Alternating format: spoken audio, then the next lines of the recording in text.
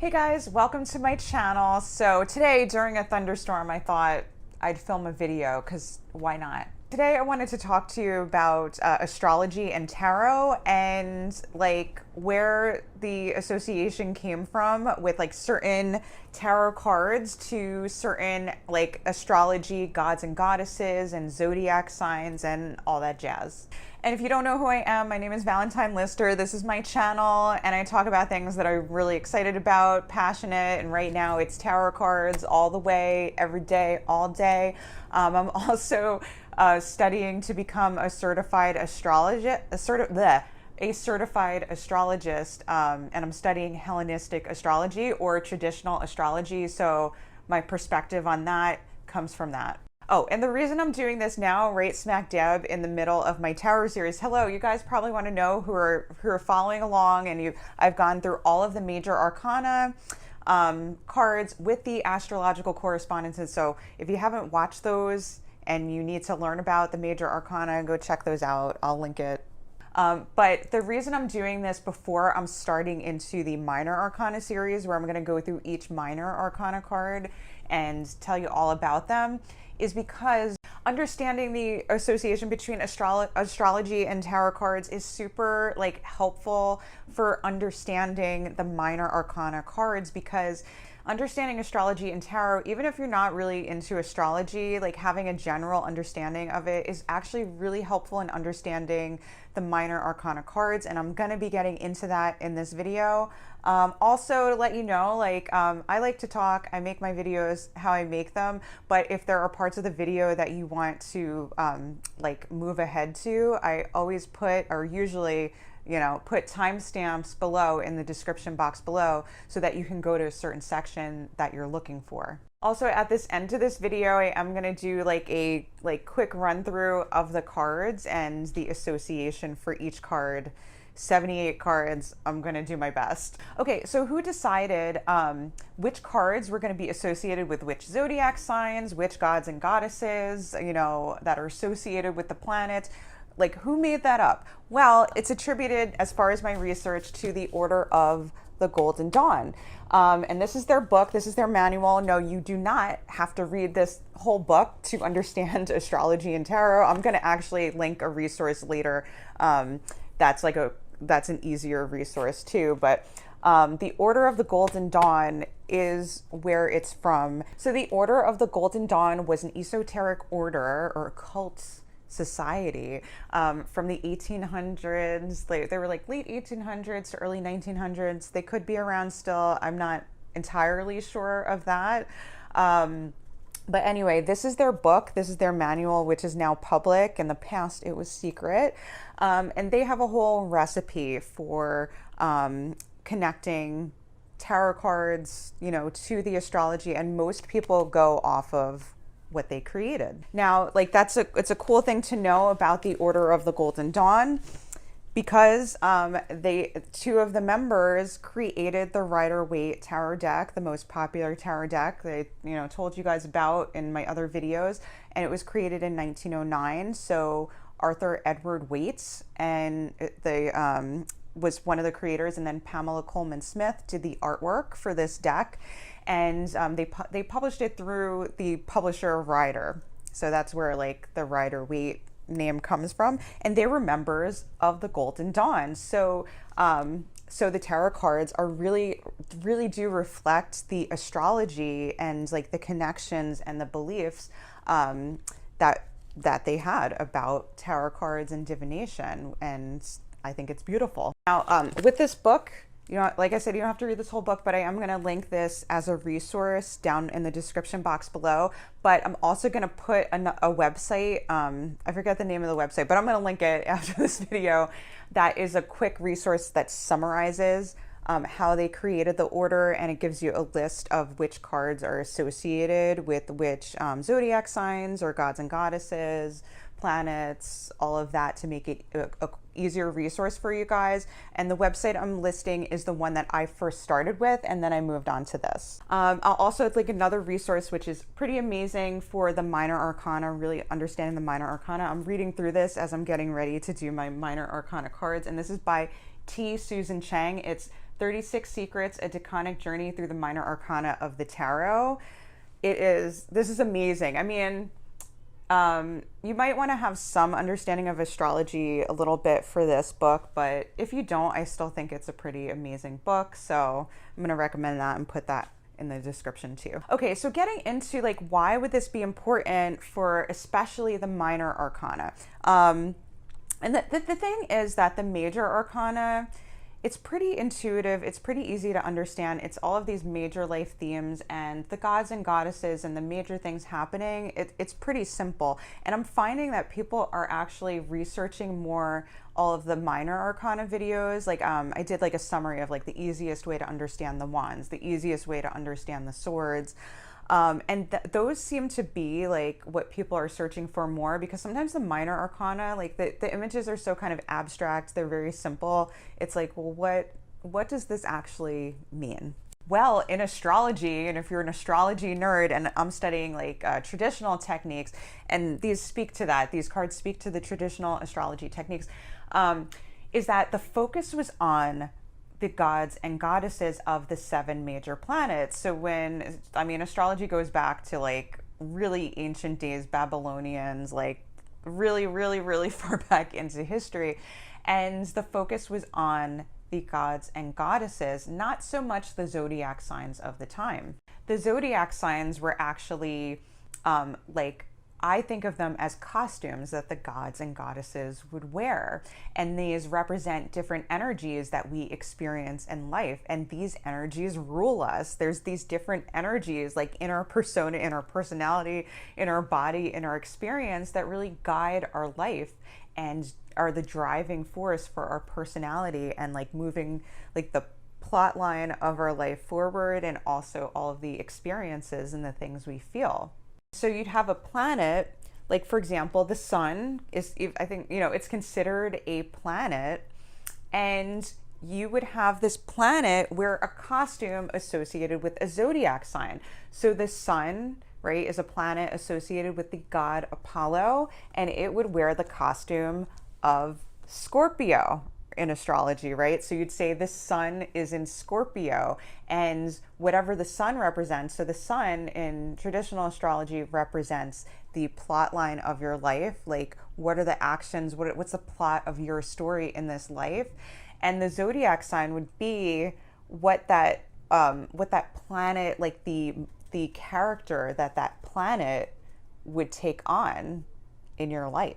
And so you're like, well, what is that? What would that even look like? Well, that's where the minor arcana comes in, and they help describe it, right? So we have the sun, right, representing the sun, and we have Scorpio, the death card. We have the death card representing Scorpio and giving us a flavor for what Scorpio is. Well, what does that look like in reality? This like bright sun that's like, super optimistic, and the sunflowers are looking at it, and it's ambitious, and it's like, or I shouldn't say ambitious, it's optimistic and fun, and like, knows itself and whatever. In the sign of death, like, I'm gonna trample over you, and like things are gonna end. Well, you have the 6 of Cups. And when I get into my minor arcana card series, I'm gonna actually go through each card and tell you what the sun wearing the costume of Scorpio actually means when it's representing the 6 of Cups. And it really gives the sense of the 6 of Cups. And a little preview to that is that in this card, there is optimism. There is this pure joy of like childhood and good times and emotions. It's a real feel-good card.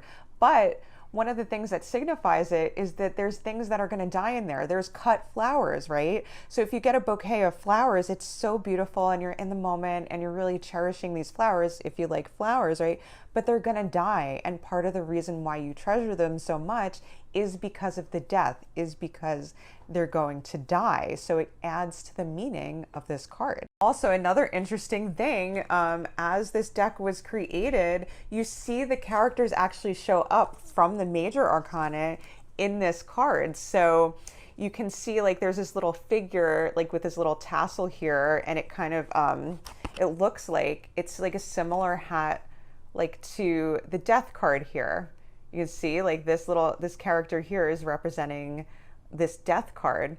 And then you can see like there's this child here, and there's also like a little child here representing the sun. And there's like these little like secrets folded into these minor arcana cards as well, when they're associated with the cards that rule them. You know, so basically like these two major arcana cards are ruling this card and letting you know this is how these major gods and goddesses wearing these costumes is going to show up in reality, in real life, which is what we care about. We care about what's going to actually happen, what it's going to actually look like. Come on and tell us. Okay, guys, I'm about to go into, I'm just going to do a quick run through of which card goes with which zodiac sign. But remember, I put those resources down below, website, the Golden Dawn book, you know, if you want like a written reference written down. Otherwise, I'll timestamp these. You can come to this video if you just want to look up, you know, which card goes with what. No problem. The Fool is not associated with a god or goddess. It's actually associated with the entire element of air. The Magician is associated with the god Mercury. The High Priestess is associated with the goddess of the moon. The Empress is associated with the goddess Venus. The Emperor is associated with the zodiac sign of Aries. The Hierophant is associated with the zodiac sign of Taurus. The Lover's card is associated with the zodiac sign of Gemini. The Chariot is associated with the zodiac sign of Cancer. The Strength card is associated with the zodiac sign of Leo. The Hermit is associated with the zodiac sign of Virgo. The Wheel of Fortune is associated with the god Jupiter. The Justice card is associated with the zodiac sign of Libra. The Hanged Man is not associated with a god or goddess. It's actually associated with the entire element of water. The Temperance card is associated with the zodiac sign of Sagittarius. The Devil card is associated with the zodiac sign of Capricorn. The Tower card is associated with the god Mars. The Star card is associated with the zodiac sign of Aquarius. The Moon card is associated with the zodiac sign of Pisces. The Sun card is associated with the god of the sun. The Death card is associated with the zodiac sign of Scorpio. The Judgment card is not associated with a god or goddess. It's actually associated with the entire element of fire. The World card is actually associated with both a god and an element. So it's associated with the god Saturn, and it's also associated with the entire element of Earth. So the aces are associated with seasons, and we're going to start with the Ace of Wands, and the Ace of Wands is associated with the season of summer. The Two of Wands is associated with Mars in Aries. The Three of Wands is associated with the Sun in Aries. The Four of Wands is associated with Venus in Aries. The Five of Wands is associated with Saturn in Leo. The Six of Wands is associated with Jupiter in Leo. The Seven of Wands is associated with Mars in Leo. The Eight of Wands is associated with Mercury in Sagittarius. The Nine of Wands is associated with the moon in Sagittarius. The Ten of Wands is associated with Saturn in Sagittarius. So the Page of Wands is associated with the wisdom of the seasons, which I think is kind of like the end of the season. The Ace is the beginning of the season. But in any case, the Page also rules the entire season of summer, along with the Ace. Okay, so with the court cards, it starts to get a little complicated. It has to do with the Decans, which you can learn more about in this 36 Secrets of the Decans. Also in the website that I described, they'll explain the Decans to you. Just know that the Knight of Wands is a mixture of water and fire. And if you know about the Decans, the Knight of Wands rules the third Decan of Cancer and the first two Decans of Leo. Okay, so again, this has to do with the Decans. The Queen of Wands, basically she is a mixture of water and fire, And if you know about the Decans, she rules the third decan of Pisces and the first two decans of Aries. Okay, so the King of Wands, again, he's a mixture of a little bit of water and a little bit of fire. And if you know about the Decans, which you can find in some of the resources that I linked in the description below, again, he rules the third decan of Scorpio and the first two decans of Sagittarius. Okay, I'm going to move on to the cups, which represents like the next season, right? The wands were representing, or the Ace of Wands was like summer. So the cups, the Ace of Cups represents the beginning of the fall season. The Two of Cups represents Venus in Cancer. The Three of Cups represents Mercury in Cancer. The Four of Cups represents the Moon in Cancer. The Five of Cups represents Mars in Scorpio. The Six of Cups represents the Sun in Scorpio. The Seven of Cups represents Venus in Scorpio. The Eight of Cups represents Saturn in Pisces. The Nine of Cups represents Jupiter in Pisces. The Ten of Cups represents Mars in Pisces. Okay, so the Page of Cups represents an entire season, just like the Aces, but it's the completion of the season of fall or autumn. Okay, here's where it gets a little hairy with the court cards, starting with the Knights, because they're associated with the Decans. So that might be a little advanced if you don't really know a lot about astrology. You don't have to worry that much about it. Or maybe you do know a lot about astrology, but you just haven't gotten into the Decans yet. Like, no offense to anybody. Okay, so the simplest thing to know is that the Knight of Cups is associated with a little bit of air and water. He represents the last decan of Libra and the first two decans of Scorpio. Again, the Queen of Cups is a little bit of air and a little bit more of some water. She's associated with the last decan of Gemini and the first two decans of Cancer. Seven of Cups, right? A little air and some more water. So he's associated with the last decan of Aquarius and the first two decans of Pisces. So moving on to the next season of the cards, we have the Ace of Swords, and the Ace of Swords is associated with like the beginning of the winter season. And so it rules the season of winter along with, we'll see later, the Page of Swords. The Two of Swords is associated with the Moon in Libra. The Three of Swords is associated with Saturn in Libra. The Four of Swords is associated with Jupiter in Libra. The Five of Swords is associated with Venus in Aquarius. The Six of Swords is associated with Mercury in Aquarius. The Seven of Swords is associated with the Moon in Aquarius. The Eight of Swords is associated with Jupiter in Gemini.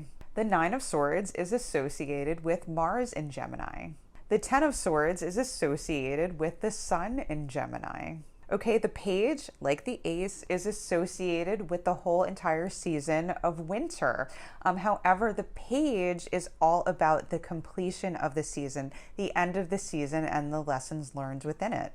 To the court cards, the Knight through the King, it gets a little hairy because it has to do with the decans, like I mentioned before, but in those resources that I linked in the description below, it explains a little bit more about the decans, and you don't really have to know them like in depth to understand these cards. So the Knight of Swords is associated with a little bit of earth and the rest air. He rules the last decan of Capricorn and the first two decans of Aquarius. The Queen of Swords, again, is associated with a little bit of earth and the rest air. She rules the last decan of Virgo and the first two decans of Libra. Okay, so the King of Swords is associated again with a little bit of earth and the rest air, and he rules the last decan of Taurus and the first two decans of Gemini. Okay, so moving on to the next season. Okay, we have the Ace of Pentacles, and the Ace of Pentacles is associated with the entire season of spring, along with the Page of Pentacles. However, the Ace of Pentacles has to do with the start of the spring season. The Two of Pentacles is associated with Jupiter in Capricorn. The Three of Pentacles is associated with Mars in Capricorn. The Four of Pentacles is associated with the Sun in Capricorn. The Five of Pentacles is associated with Mercury in Taurus. The Six of Pentacles is associated with the Moon in Taurus. The Seven of Pentacles is associated with Saturn in Taurus. The Eight of Pentacles is associated with the Sun in Virgo. The Nine of Pentacles is associated with Venus in Virgo. The Ten of Pentacles is associated with Mercury in Virgo. Okay, so the Page of Pentacles rules the entire season of spring along with the Ace. However, with the Page holds all of the wisdom and knowledge that was learned throughout the season of spring, and it completes and ends the season of spring. Okay, the Knight of Pentacles really gets into the Decans, but don't worry too much about it. You don't have to completely know that. You can just know that the Knight of Pentacles is associated with a little bit of fire and the rest earth. The Knight of Pentacles is associated with the last decan of Aries and the first two decans of Taurus. The Queen of Pentacles, again, is a little bit of fire and the rest earth. And she's associated with the last decan of Sagittarius and the first two decans of Capricorn. The King of Pentacles, again, is associated with a little bit of fire and the rest earth. He's associated with the last decan of Leo and the first two decans of Virgo. So a word about the decans, which is how the minor arcana was divided. I actually am not, I feel like I'm not the best at explaining it. So I just want to encourage you to go to the website that I linked down below. They give a really excellent description on something that's actually a little bit complicated to explain. And I feel like they're going to do it like way better than me. And I just want this to be more of like an introduction to the astrology. I don't want it to be too overwhelming. Remember, this is just fun and interesting to know about your tarot cards. You can read them without knowing all of this other stuff. That's why I made that video, Read Your Tarot Cards Right Away. This is just fun to know, and it's like, I love learning deeper and deeper what these cards mean every day. I love studying them. I love nerding out on them, and this is that for you guys. So just have fun and enjoy it, and remember, you're going to learn a little bit more every day. Like I learn from people that have been learning things for years and years, decades, and all of a sudden they get an insight onto a card that they didn't have before. So you're always going to be learning. So remember to have fun with this, and remember, you don't need to know everything to be able to use the cards and to be able to read them and have them add to your life and your spiritual practice. All right, hope you guys enjoyed this video. If you stayed with me this long, just a reminder to like, subscribe, and hit the bell to be notified for when I release my next video. And love you guys. Take care. Bye. If you like this video, make sure to like, subscribe, and hit the bell to be notified for whenever I release a new video every single week.